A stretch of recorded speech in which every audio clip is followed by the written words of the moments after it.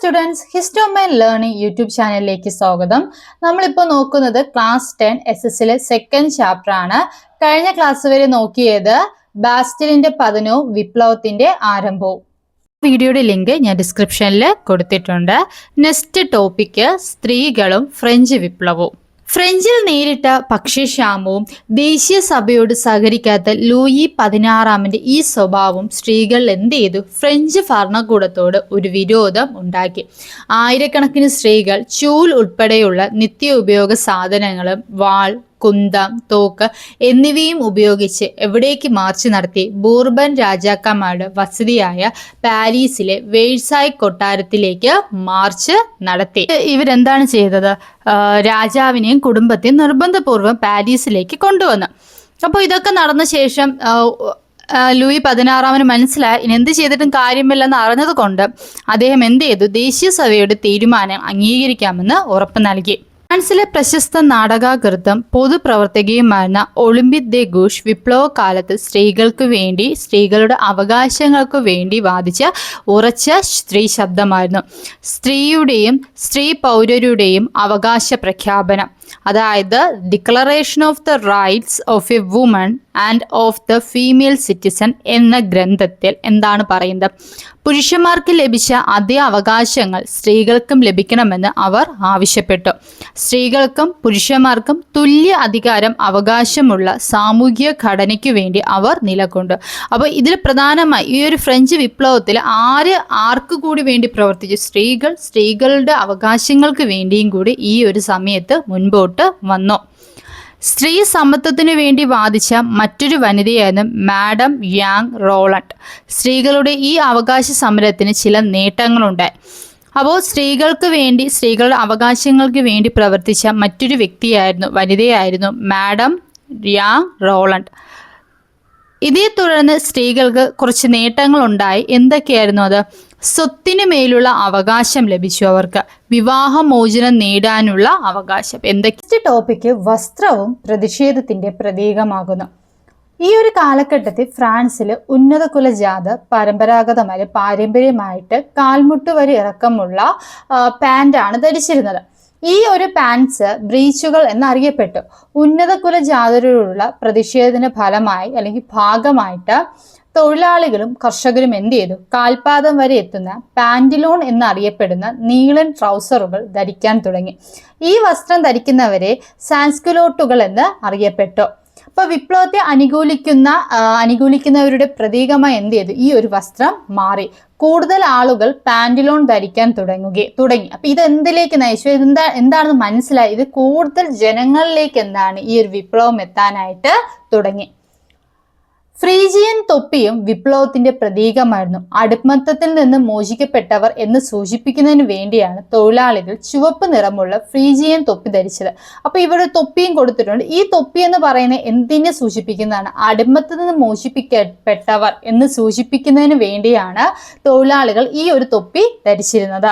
ദേശീയ സഭ ഫ്രാൻസിന് വേണ്ടി തയ്യാറാക്കിയ പുതിയ ഭരണഘടനയുടെ ആമുഖത്തിൽ നൽകിയിട്ടുള്ള മനുഷ്യാവകാശ പ്രഖ്യാപനത്തിലെ ഒരു ഭാഗമാണ് ഈ മുകളിൽ കൊടുത്തിട്ടുള്ളത്. എന്താണെന്ന് നോക്കാം. സ്വതന്ത്രരും അവകാശങ്ങൾ തുല്യതയുള്ളവരുമായിട്ടാണ് മനുഷ്യർ ജനിക്കുന്നതും ജീവിക്കുന്നത്. ഈ ഭരണഘടന ഇതിൽ എന്താണ് പറയുന്നത്? ഒരു മനുഷ്യൻ ജനിക്കുമ്പോൾ അയാൾ സ്വതന്ത്രനാണ്, അല്ലേ? ഇത് ജീവിക്കുമ്പോൾ എന്തായിരിക്കണം? സ്വതന്ത്രനായിരിക്കണം. അവകാശങ്ങളിൽ തുല്യതയും ഉണ്ടായിരിക്കണം. ഈ ഭരണഘടനയുടെ ആമുഖത്തിലുള്ള ഫ്രഞ്ച് മനുഷ്യാവകാശ പ്രഖ്യാപനം, declaration of the rights of a man and of the citizen, French വിപ്ലവത്തിന്റെ പ്രധാന ഫലമാണ്. അപ്പൊ ഫ്രഞ്ച് വിപ്ലവത്തിന്റെ പ്രധാന ഫലമാണ് ഏതെന്ന് പറയുന്നത്? ഫ്രഞ്ച് മനുഷ്യാവകാശ പ്രഖ്യാപനം. 1789 നടന്ന ഫ്രഞ്ച് മനുഷ്യാവകാശ പ്രഖ്യാപനത്തിന്റെ പ്രധാന ആശയങ്ങൾ എന്തൊക്കെയാണ്? അപ്പോൾ എക്സാമിന് ചോദിക്കും. 1789 നടന്ന ഫ്രഞ്ച് മനുഷ്യാവകാശ പ്രഖ്യാപനത്തിന്റെ പ്രധാനപ്പെട്ട ആശയങ്ങൾ എന്തൊക്കെയാണ്? ഏതൊക്കെയാണത്? സ്വതന്ത്രനായി ജനിക്കുന്ന മനുഷ്യൻ തുല്യ അവകാശങ്ങളോടെ സ്വതന്ത്രനായി ജീവിക്കുന്നു. അതായത് നമ്മൾ ജനിക്കുമ്പോൾ നമ്മൾ സ്വതന്ത്രരാണ്. അപ്പോൾ ജനിച്ചു കഴിഞ്ഞ് ഒരു വ്യക്തിക്ക് സമൂഹത്തിൽ ജീവിക്കാനും സ്വാതന്ത്ര്യം ഉണ്ടായിരിക്കണം. എല്ലാ രാഷ്ട്രീയ കൂട്ടായ്മകളുടെ ലക്ഷ്യം മനുഷ്യന്റെ അവകാശങ്ങൾ സംരക്ഷിക്കുക എന്നതാണ്. അതായത് സ്വാതന്ത്ര്യം, സ്വത്ത് എന്ന അവകാശം, സുരക്ഷിതത്വം, അടിച്ചമർത്തലുകളെ ചെറുക്കൽ എന്നിവയ്ക്കുള്ള അവകാശം, ഇതൊക്കെ ഒരു മനുഷ്യന്റെ പ്രധാനപ്പെട്ട അവകാശങ്ങളാണ്. എല്ലാ പരമാധികാരവും രാഷ്ട്രത്തിൽ കുടികൊള്ളുന്നു. മറ്റുള്ളവർക്ക് ഹാനികരമല്ലാത്ത പ്രവർത്തനങ്ങൾ നടത്താനുള്ള അധികാരമാണ് സ്വാതന്ത്ര്യത്തിൽ ഉൾക്കൊള്ളുന്നത്. നമുക്ക് സ്വാതന്ത്ര്യമുണ്ട്, എല്ലാവർക്കും സ്വാതന്ത്ര്യമുണ്ട്. നമ്മൾ മറ്റുള്ളവരെ നമ്മുടെ സ്വാതന്ത്ര്യം ബാധിക്കാത്ത എന്ത് കാര്യവും നമുക്ക് ചെയ്യുന്നതിൽ കുഴപ്പമില്ല. സമൂഹത്തിന് ഹാനികരമാകുന്ന പ്രവർത്തനങ്ങളെ വിലക്കാനുള്ള അവകാശം മാത്രമേ നിയമത്തിനുള്ളൂ. അപ്പൊ നിയമത്തെ സംബന്ധിച്ചിടത്തോളം നമ്മുടെ സ്വാതന്ത്ര്യം നമുക്ക് സ്വന്തമാണ്. പക്ഷെ ആ സ്വാതന്ത്ര്യം സമൂഹത്തിൽ എന്തെങ്കിലും പ്രശ്നങ്ങൾ ഉണ്ടാക്കുകയാണെങ്കിൽ അതിനെ എതിർക്കാൻ മാത്രമേ ആർക്ക് അവകാശമുള്ളൂ? നിയമത്തിന് അവകാശം ഉള്ളൂ. ഫ്രഞ്ച് ദേശീയ സഭ ഫ്രാൻസിന്റെ സാമൂഹിക, സാമ്പത്തിക, രാഷ്ട്രീയ രംഗത്ത് നിരവധി പരിഷ്കരണങ്ങൾ നടപ്പിലാക്കി. ഇവയിൽ പ്രധാനപ്പെട്ടവയാണ് താഴെ പറയുന്നത്. അപ്പൊ ഫ്രഞ്ച് ദേശീയ സഭ ഫ്രാൻസിന്റെ സാമൂഹിക, സാമ്പത്തിക, രാഷ്ട്രീയ രംഗത്ത് മാറ്റങ്ങൾ കൊണ്ടുവന്നു. ഫസ്റ്റ് വൺ, രാജ്യത്ത് മുഴുവൻ എന്ത് ചെയ്തു? ഏകീകൃതമായിട്ടുള്ള ഭരണഘടന നടപ്പിലാക്കി. അസൈനാറ്റ് എന്ന പേരിൽ പുതിയ കടലാസ് കറൻസി പുറത്തിറക്കി. അപ്പൊ ഈ ഒരു സമയത്ത് ഇറക്കിയ പുതിയ കടലാസ് കറൻസിയുടെ പേര് എന്താണ്? അസൈനാറ്റ്. മതമേധാവികളുടെ നിയന്ത്രണത്തിലായിരുന്നു സ്വത്തുകളൊക്കെ എന്ത് ചെയ്തു? കണ്ടുകെട്ടി. പൂർണ്ണമായ മതസഹിഷ്ണുത പ്രഖ്യാപിച്ചു. പൂർണ്ണമായിട്ടുള്ള മതസഹിഷ്ണുത എന്ത് ചെയ്തു? ഫ്രാൻസിൽ പ്രഖ്യാപിച്ചു. പുരോഹിതർ ഗവൺമെന്റിന്റെ ശമ്പളം പറ്റുന്നവർ, അത്രയും നാള് വ്യത്യാസം ഉണ്ടായിരുന്നതും എന്ത് ചെയ്തു? പുരോഹിതരായിരുന്നു. നമ്മൾ ഓൾറെഡി പറഞ്ഞു, പുരോഹിതർക്ക് എല്ലാവിധ പ്രിവിലേജസും എല്ലാവിധ അവകാശങ്ങളും ഉണ്ടായിരുന്നു. പക്ഷെ ഈ സമയത്ത് ഇങ്ങനെ കുറെ ഇഷ്യൂസ് ഒക്കെ വന്ന് ഈ ഒരു ടൈമൊക്കെ ആയപ്പോഴും പുരോഹിതർ എന്തായിട്ട് മാറി? ഗവൺമെന്റിന് ശമ്പളം പറ്റുന്നവരായിട്ട് മാറി. ഇനി ഇവിടെ ഒരു ബോക്സിൽ എന്താണ് അസൈനാറ്റ് എന്ന് കൊടുത്തിട്ടുണ്ട്. 1789 ഫ്രാൻസിൽ പുറത്തിറക്കിയ പേപ്പർ കറൻസിയുടെ പേരായിരുന്നു അസൈനാറ്റ്.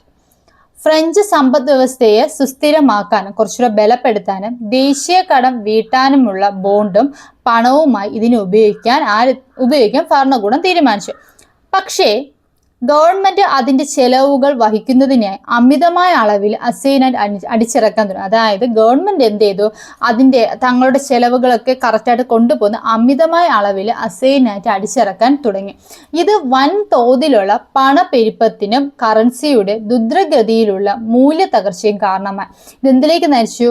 പണപ്പെരുപ്പത്തിന് നയിച്ചു. കൂടാതെ തന്നെ ഈ കറൻസിയുടെ മൂല്യ തകർച്ചയിലേക്കും എന്ത് ചെയ്തു? കാരണമായി തീർന്നു. 1796 ആയപ്പോഴേക്കും അസൈനാറ്റിന്റെ മൂല്യം പൂർണ്ണമായിട്ട് എന്ത് ചെയ്തു? നഷ്ടപ്പെട്ടു. അപ്പോൾ ഇവിടെ കൊടുത്തിട്ടുള്ളത്, ഫസ്റ്റ് കൊടുത്തത് 1789 ഫ്രഞ്ച് മനുഷ്യാവകാശ പ്രഖ്യാപനത്തിന്റെ പ്രധാനപ്പെട്ട ആശയങ്ങൾ എന്തൊക്കെയാണ്. പിന്നെ നമ്മൾ നോക്കിയത് ഫ്രഞ്ച് ദേശീയ സഭ ഫ്രാൻസിന്റെ സാമൂഹിക, രാഷ്ട്രീയ, സാമ്പത്തിക രംഗത്തും ഈ സമയത്ത് നിരവധി പരിഷ്കരണങ്ങൾ നടപ്പിലാക്കി. ഏതൊക്കെയായിരുന്നു അത്? നിങ്ങൾക്ക് വീഡിയോ ഇഷ്ടപ്പെട്ടെങ്കിൽ വീഡിയോ ഉറപ്പായിട്ടും ലൈക്കും ഷെയറും, ഇങ്ങനത്തെ വീഡിയോകൾക്കായി ചാനൽ സബ്സ്ക്രൈബ് ചെയ്യുക.